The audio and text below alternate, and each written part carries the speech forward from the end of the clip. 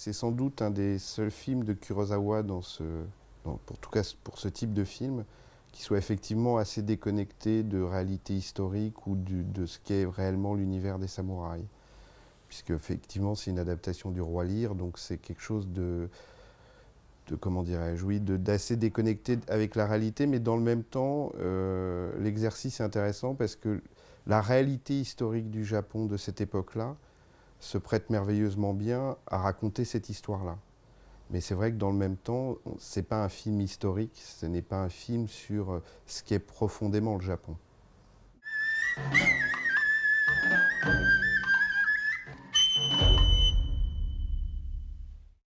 Le sabre japonais est, dit-on, l'arme blanche la plus sophistiquée jamais conçue. D'abord de par sa structure, puisqu'elle fait appel à plusieurs types d'acier. Un acier tendre au cœur de la lame, et qui va au fur et à mesure jusqu'aux extrémités du sabre vers des aciers plus durs. Et ensuite, il y a alors bien évidemment, tout ça étant de l'acier plié et replié. Et le dernier secret est sans doute le mode de trempe, c'est-à-dire que le sabre n'est trempé que sur une seule partie, qui est son tranchant. Ce qui fait que le tranchant est particulièrement dur, mais que l'ensemble de la lame reste souple. Voilà, donc c'est vraiment très résumé le principe du sabre japonais. En fait, il porte plusieurs sabres à la ceinture, simplement parce que chaque sabre, en fait, il y a on peut parler de trois armes blanches principales. Le grand sabre, donc le katana, le sabre moyen, qu'on appelle le wakizashi, et le poignard qui s'appelle le tanto. Donc chacun a son utilité. Et effectivement, de manière variée, ils peuvent emporter un des trois, ou deux des trois, ou trois des trois. Voilà, tout simplement. Donc ça n'a pas de... J'allais dire que ça n'a pas de signification profonde, sinon que certains sabres existent pour certains types de cérémonies.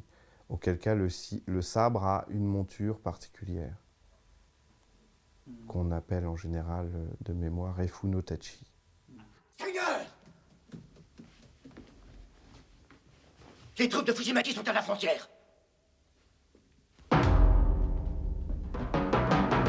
Le katana, il sert à guerroyer de manière, j'allais dire, conventionnelle et classique. Le wakizashi, a priori, mais on n'a pas forcément donc le sabre moyen, on n'a pas d'idée forcément très précise dessus, mais il semblerait qu'il ait été d'usage domestique. C'est-à-dire que comme le katana pouvait difficilement être utilisé dans une pièce dont les dimensions étaient par nature pas très importantes, il semblerait que ça soit une arme qu'on pouvait utiliser éventuellement dans une maison, ou même l'utiliser sur un champ de bataille, le cas échéant.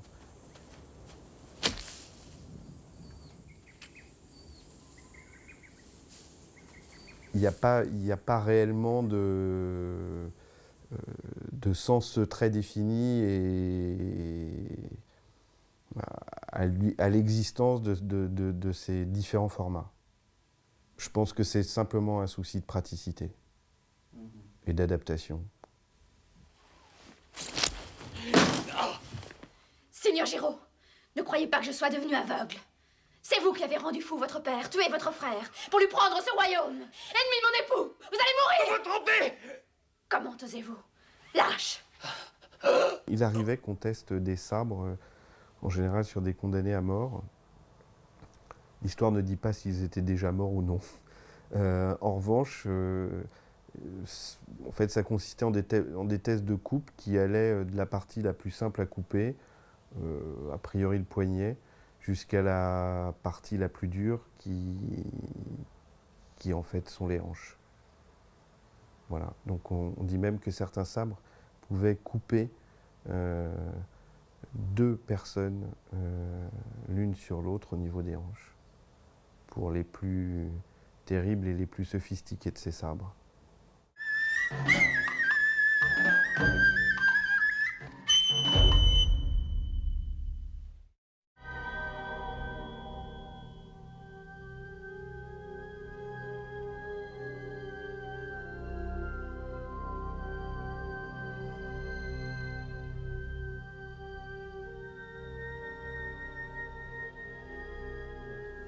En fait, elles ne se font pas harakiri.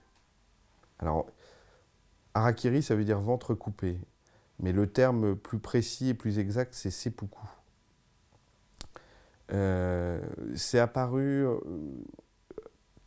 l'éventration est en fait apparue au XIIe siècle, c'est-à-dire au moment où justement les bushi, les samouraïs, commençaient à prendre le pouvoir. Ça consiste en fait à effectivement s'ouvrir le ventre.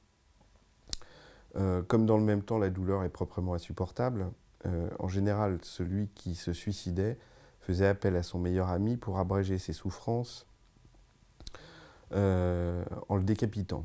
C'est-à-dire que dans la réalité, il y a très peu de seppuku qui vont au bout, justement parce que le meilleur ami agit le plus vite possible de manière à ce que l'individu qui met fin à ses jours souffre le moins possible. Donc, dans le film, elles ne se font pas vraiment harakiri, puisqu'elles se tuent l'une l'autre. Mais de toute évidence, et c'est une des raisons qui faisait que certains samouraïs, par exemple, se faisaient seppuku, c'est pour une raison tout à fait évidente, qui est de ne pas tomber dans les mains de l'ennemi. Étant entendu que, bon, il y a sans doute le fait qu'on n'ait pas envie de lui donner la satisfaction de pouvoir vous trucider, mais surtout, on ne sait pas ce qui vous réserve.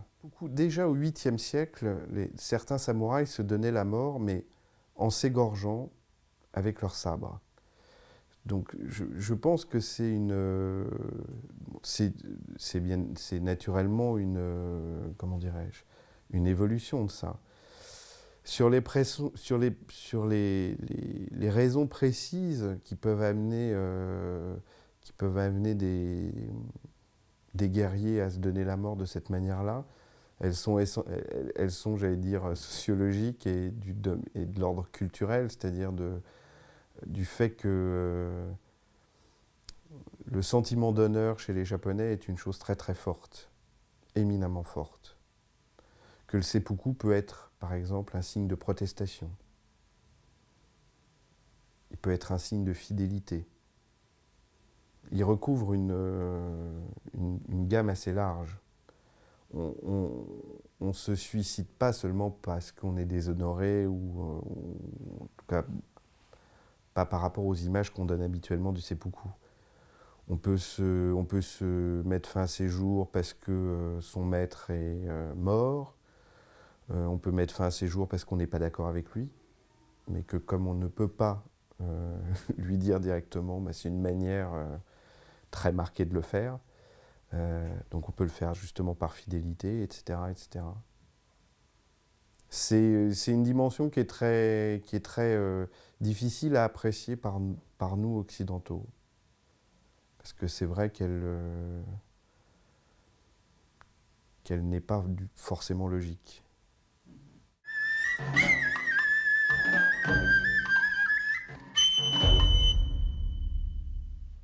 Une armure occidentale est faite pour résister à un coup, quand une armure japonaise est faite pour résister au tranchant d'un sabre.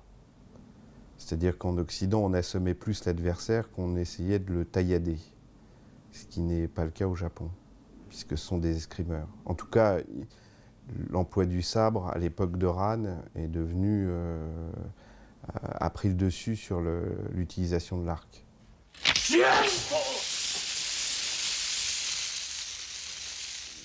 Dans l'armure, il y a deux parties.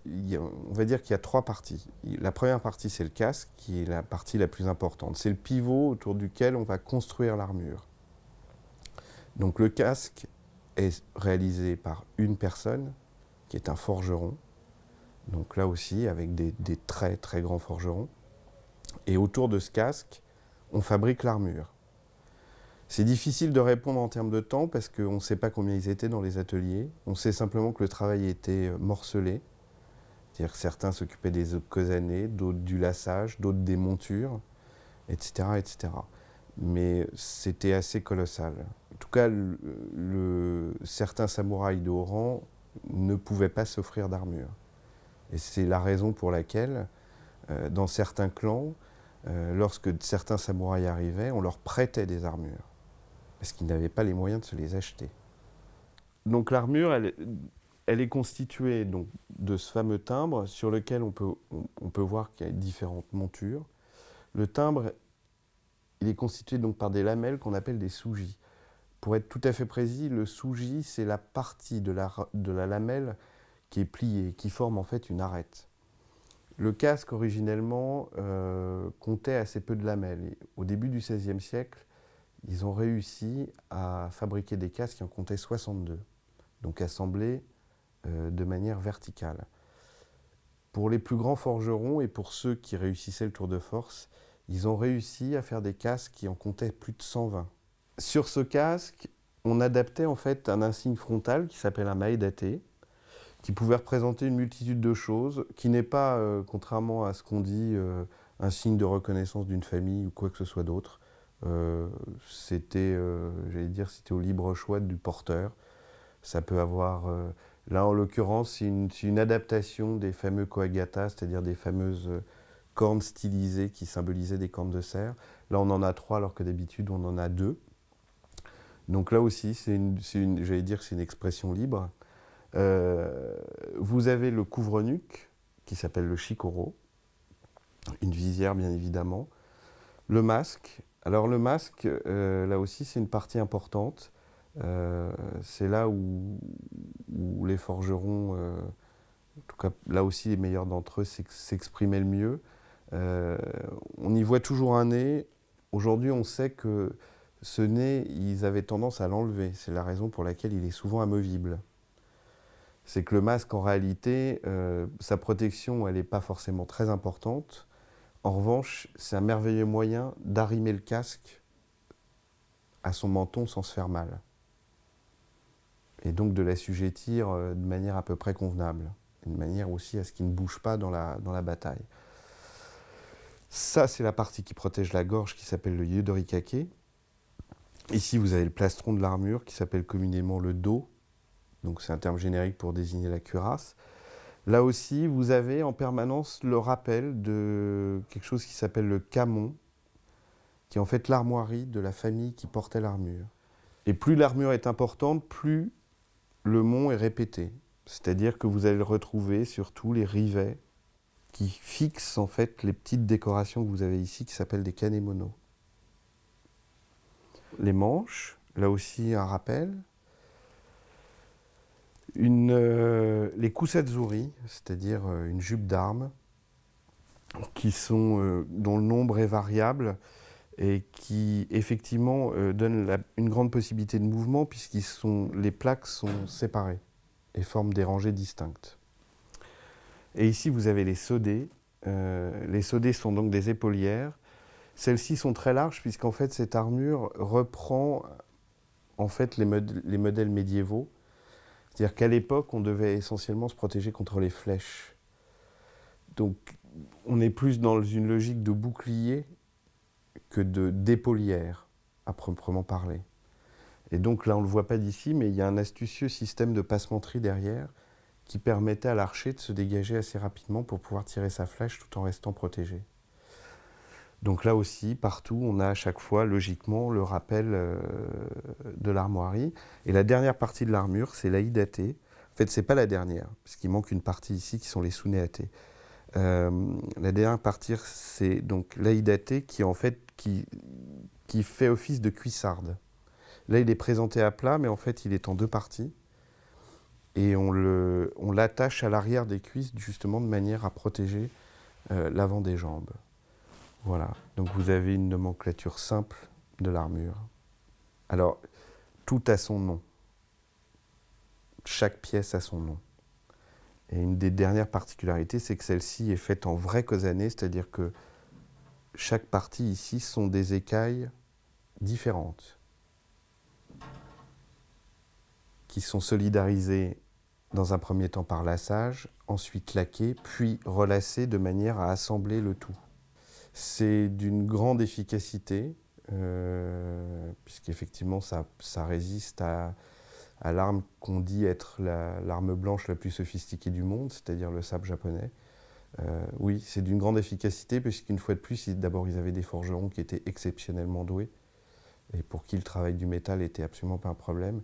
Et surtout l'acier japonais, mais ça, en fait, c'est plus une circonstance géologique que le talent des hommes, a des propriétés qui font qu'il est beaucoup plus résistant que l'acier européen.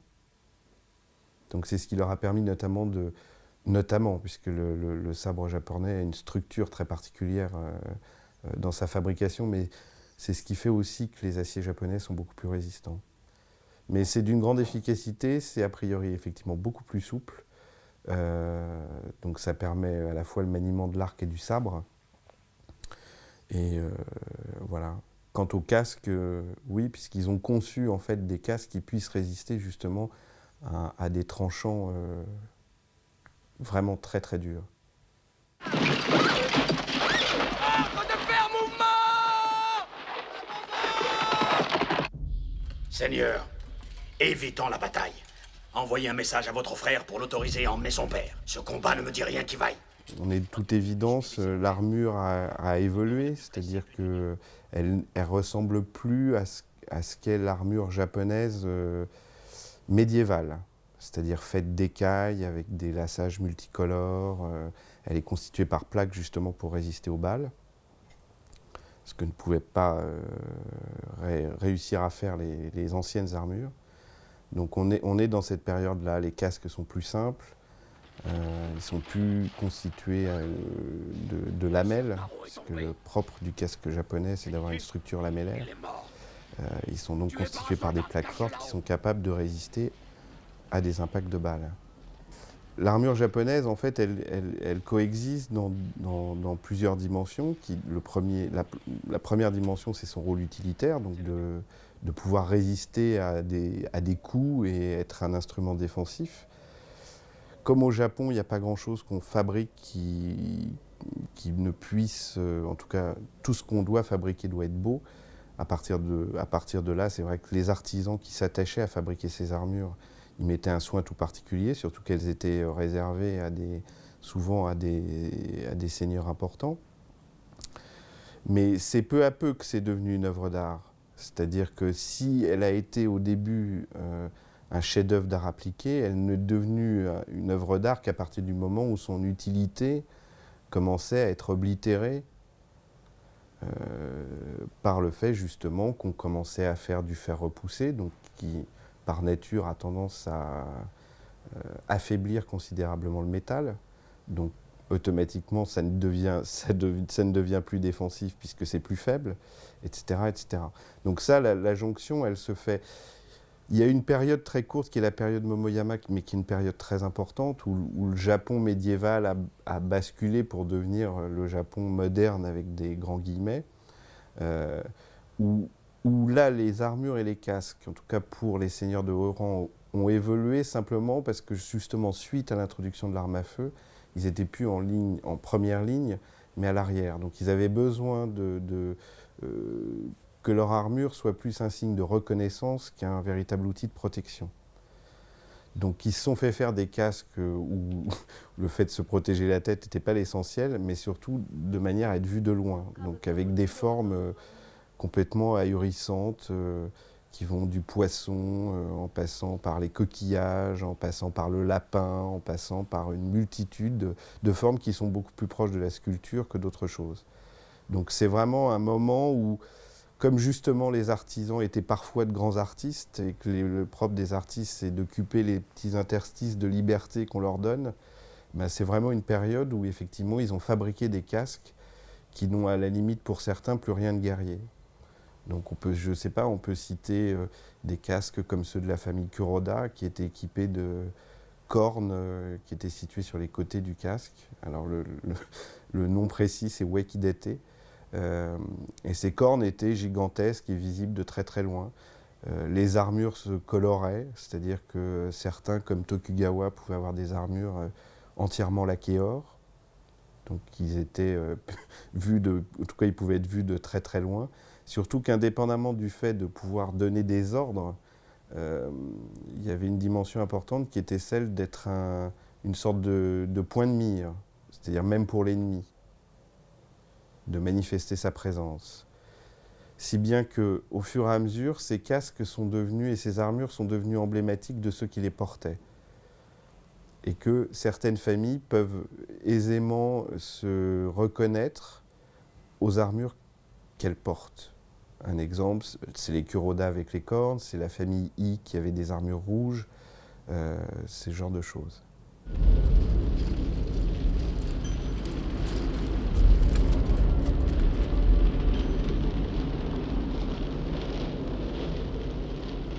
Les seules choses qu'on ait fabriquées à la chaîne, c'est en fait, et c'est ce qui a fait que l'armure moderne est apparue, c'est l'intensité des combats à partir du dernier quart du XVIe siècle. C'est-à-dire que le Japon est rentré dans une période qu'on a appelée la période des provinces en guerre, et où réellement le Japon était à feu et à sang. Donc en fait, l'armure s'est modernisée simplement parce qu'on avait un besoin de pouvoir justement produire à la chaîne. Mais on produisait des armures simples, c'est-à-dire de manière à équiper les fantassins. Les seigneurs étaient, quoi qu'il arrive, équipés d'armures importantes. En revanche, ils ont développé des casques qui étaient beaucoup plus simples à fabriquer, donc des casques constitués de 4 plaques par exemple, qui pouvaient être fabriqués sinon en série, en tout cas en grand nombre.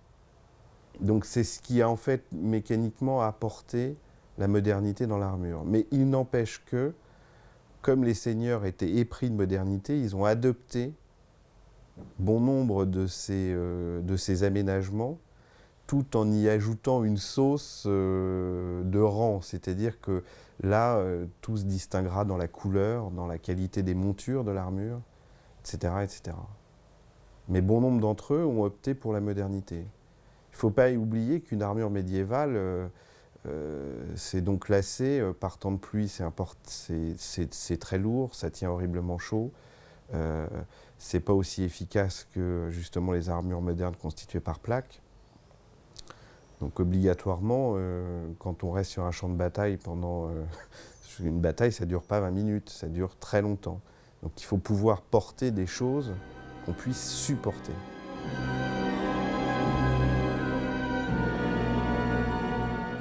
Souvent, les traditions, elles sont pure invention. Il y a un exemple pour justement les casques spectaculaires, les Kawari Kabuto, qui est très frappant de ça. Il y a une forme de casque qu'on appelle eboshi, qui est une forme en fait de chapeau de cour,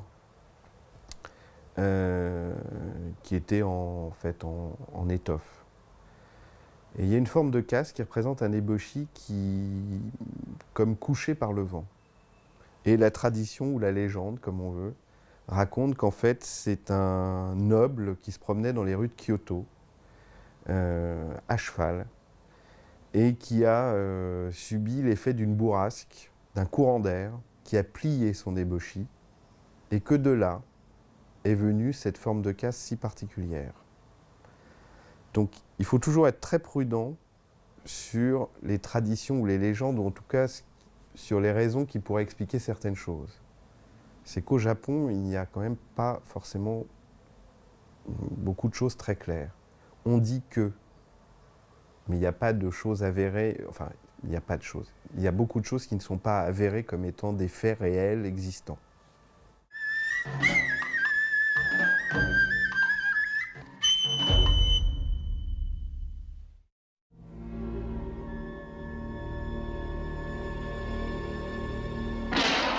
Mendes Pinto, accompagné de 2 autres Portugais, s'échouent par hasard sur les côtes japonaises. À l'intérieur de leur jonque se trouvait une cargaison d'armes à feu, en tout cas de mousquets. Alors là aussi, 2 choses intéressantes. C'est la première fois, a priori, que des Occidentaux foulent le sol japonais. La deuxième, c'est que seulement 5 ans après, les mêmes Portugais reviennent et s'aperçoivent que les Japonais ont commencé déjà à produire des armes à feu. Dans les faits historiques, il faudra attendre 15 ans pour que l'arme à feu, en tout cas son mode d'emploi, soit découvert et puisse être utilisé de manière convenable. Curieusement, le premier qui l'utilise, c'est Takeda Shingen. Malheureusement, il est démis parce que justement, il n'a pas complètement compris comment ça fonctionnait, pas le principe même de l'arme à feu, mais comment l'utiliser dans le cadre d'une bataille. Et c'est en réalité Nobunaga qui va, lui, le premier comprendre qu'il faut organiser les arquebusiers en rang d'au moins 3 arquebusiers. C'est Nobunaga qui trouve le premier la bonne manière d'utiliser l'arme à feu, et ironie du sort, il démet le fils de Takeda Shingen, dont le père justement n'avait pas lui réussi à se servir correctement des armes à feu. Alors ça va avoir un impact bien évidemment sur les armures, qui vont tendance naturellement à se renforcer et à pouvoir résister aux impacts de balles. Alors là, il faut aussi bien le casque que la cuirasse elle-même. Donc ça, c'est le premier impact, j'allais dire, technique, mais ça va aussi avoir un impact sur la stratégie et sur la manière d'organiser les batailles. Donc on va rentrer dans une logique où, bien évidemment, les généraux qui chargeaient en première ligne passent dorénavant à l'arrière, puisqu'ils sont mécaniquement décimés par la volée de balles qui les attend du camp adverse, et qu'on assiste à la création de ce qu'on appelle le casque spectaculaire, c'est-à-dire le Kawari Kabuto. Et puis, dernier élément, et c'est un élément de taille historique, qui est le fait que l'arme à feu va permettre à Tokugawa Ieyasu de remporter la bataille de Sekigahara et de réunifier le Japon, c'est-à-dire de plonger le Japon dans la paix qu'il n'avait pas connue depuis 150 ans, jusqu'à la fin du XIXe siècle. Donc, d'une manière assez incroyable, alors que le Japon a toujours essayé de se protéger de l'extérieur. C'est toujours de l'extérieur, la première fois avec les invasions mongoles au XIIIe siècle, la deuxième fois avec l'introduction de l'arme à feu, que le Japon a connu un bouleversement historique majeur. Et ça, je crois que c'est très important de le noter. Et la troisième, ça sera lorsque le Commodore Perry arrivera en 1853, et où les Japonais s'apercevront du retard qu'ils auront pu accumuler par rapport à une armada occidentale absolument incroyable et qu'ils n'auraient même pas pu imaginer exister.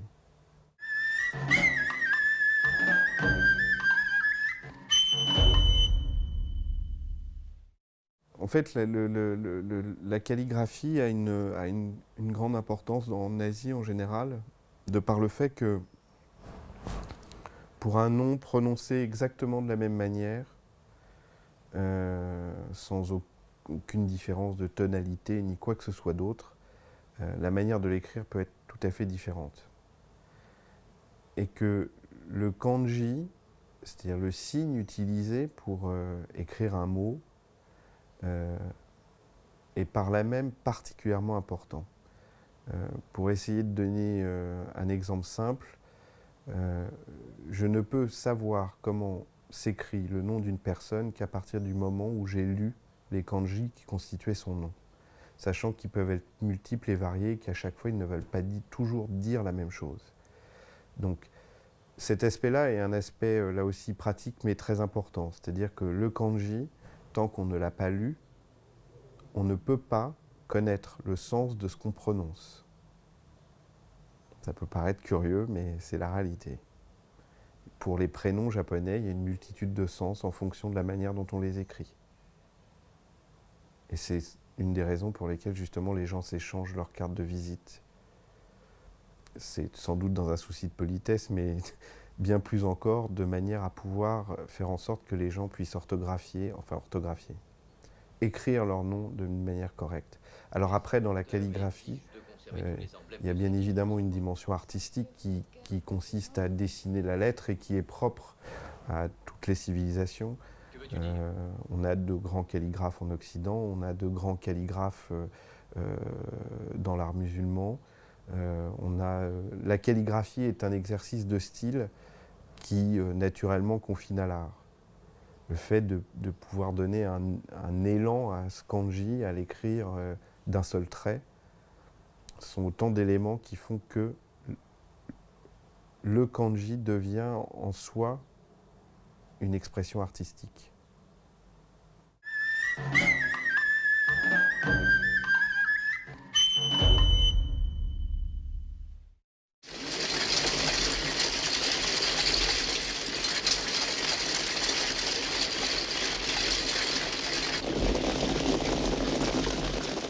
Donc les fanions, en fait, ça s'appelle des sashimono. Ces sashimono, en fait, ils avaient juste pour rôle d'être un signe distinctif, c'est-à-dire de pouvoir savoir qui était qui était dans son camp. Parce qu'au milieu de la bataille, quand ça devenait une mêlée confuse, il fallait essayer de faire la part des choses.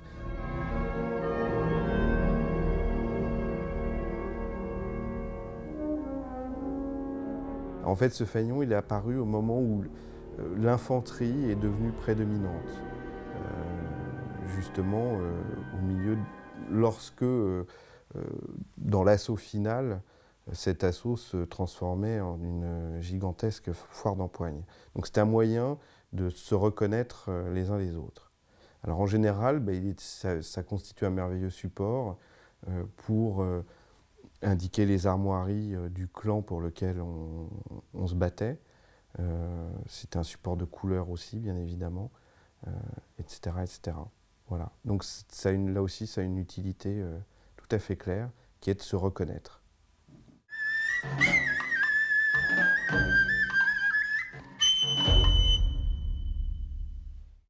Les Occidentaux ont du mal à imaginer que... Enfin, en tout cas, on a une tendance naturelle à séparer l'utilitaire du beau. Ce qui n'est pas le cas des Japonais.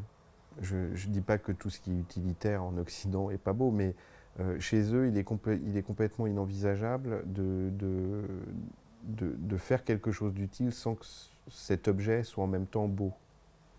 Les deux notions doivent toujours cohabiter. Surtout quand on est dans le cadre de la vie féodale et du seigneur. Il va de soi qu'il ne peut être entouré que d'objets importants. Dans le même temps, ce qu'on remarque aussi, c'est que autant les armures sont très colorées, autant l'art japonais dans son ensemble n'est pas un art ostentatoire. Il y a un grand dépouillement. Les objets sont présentés dans leur singularité, souvent. On ne ploie pas sous la quantité d'objets. Les pièces sont souvent assez vides. Là encore, en Occident, on a du mal à imaginer qu'une œuvre d'art puisse être utile. Une œuvre d'art, par sa destination, n'a pas d'utilité. Un tableau n'a pas d'utilité concrète. Donc on a plus facilement tendance à dire, effectivement, donc comme ça n'a pas d'utilité, comme ça ne sert à rien, entre guillemets, on peut le considérer comme une œuvre d'art. Au Japon, pas du tout. Un bol à thé peut être une œuvre d'art. Une coupe à saké peut être une œuvre d'art. Un sabre est une œuvre d'art. Quand il est bien fait, bien évidemment. Tout n'est pas œuvre d'art au Japon. Mais, en tout état de cause, à partir de la fin du XVIIe, de toute évidence, armes et armures deviennent, en tout cas dans la notion occidentale du terme, de véritables œuvres d'art. Puisqu'elles n'ont plus aucune utilité, il n'y a plus de combat. Les Japonais ont un rapport sans doute très différent de nous à la couleur. C'est-à-dire qu'ils emploient des couleurs que nous n'employerions sans doute pas. Des couleurs qui sont incroyablement chatoyantes, vives. C'est dans les textiles, par exemple. On le voit dans le film, à travers les kimonos, l'ensemble de leurs vêtements.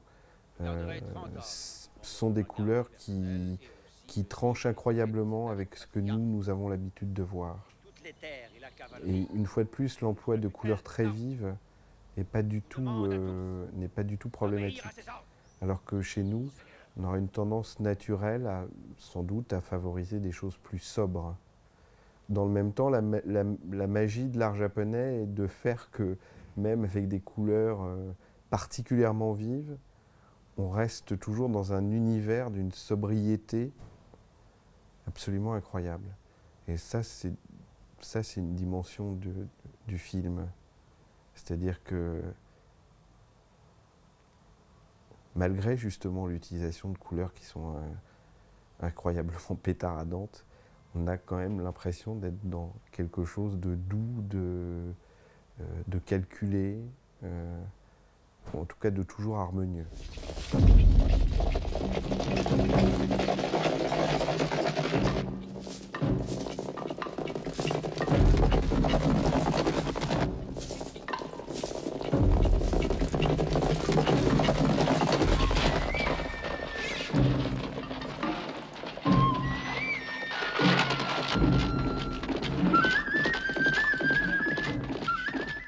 alors les arcs c'est pas vraiment c'est pas vraiment un style, c'est simplement lié au fait que comme on les utilisait à cheval, ils sont dissymétriques de manière à ce qu'ils soient utilisés beaucoup plus simplement. C'est-à-dire que la forme générale de l'arc est liée à son utilisation à cheval. Voilà. Donc mais dans le même temps, c'est vrai que ces arcs sont, là aussi, font l'objet d'un grand raffinement, d'énormément de sens de l'habillage, si on peut employer ce mot-là. Ils vont être, comment dirais-je, outre une fabrication soignée, ils vont être dans leur apparence, là aussi toujours très soignés. Mais quant à la forme elle-même, elle n'a pas de rapport avec un effet de style qu'on aurait voulu donner. Elle est simplement liée au fait que c'est beaucoup plus simple d'utiliser un arc de cette forme-là quand on est à cheval qu'un arc classique, qu'un arc de forme occidentale. Tout le monde parle de ce qu'on a, oui, d'une sorte de paradoxe entre ce raffinement, cette élégance et la brutalité du Japon pendant près de 700 ans.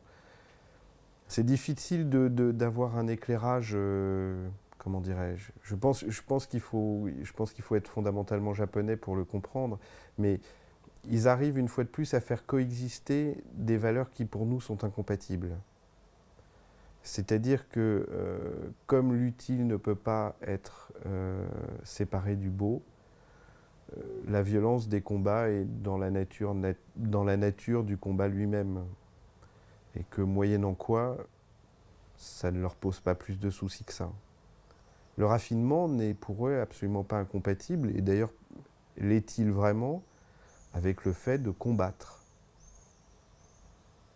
L'esprit chevaleresque, même chez nous dans la période féodale, tient du même ressort.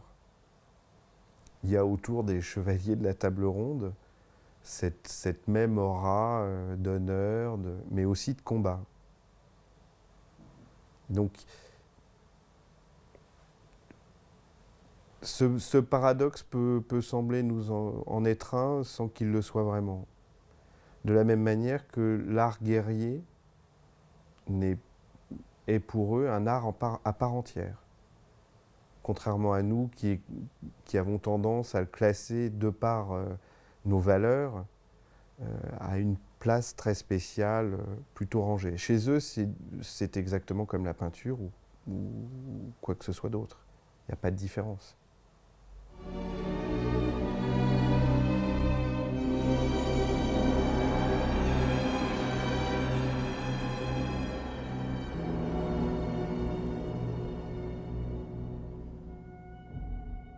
Et derrière l'image du gentil samouraï, bon, c'était des salopards de première. Ils pillaient, ils violaient, ils assassinaient comme les autres. Aussi Japon, ça avait beau être japonais, ça ne les empêchait pas de commettre les pires choses. En fait, le samouraï, une fois de plus, il y a une espèce, c'est un mythe. Il faut pas tout confondre. Il y a l'absolu et puis il y a la réalité. Certes, il y a eu des samouraïs. Les samouraïs étaient de grands seigneurs et se conduisaient d'une manière tout à fait louable et plutôt admirable. Mais force est de constater que la réalité historique, ce sont des gens qui se sont entretués pendant pas 700 ans, mais voilà, c'est un Japon chaotique sur fond de guerre clanique où les féodataires n'ont qu'une seule envie, c'est agrandir leur territoire. Il n'y a aucun pouvoir central, tout est désorganisé. Les seules forces organisées du pays, ce sont les clans les plus puissants. Il faut imaginer l'absence de sécurité sur les routes. Il faut imaginer les famines dans un système aussi désorganisé. Biens et personnes ne circulent pas normalement. Donc des biens et des personnes qui ne circulent pas normalement, ça veut dire des conséquences directes sur l'économie du pays.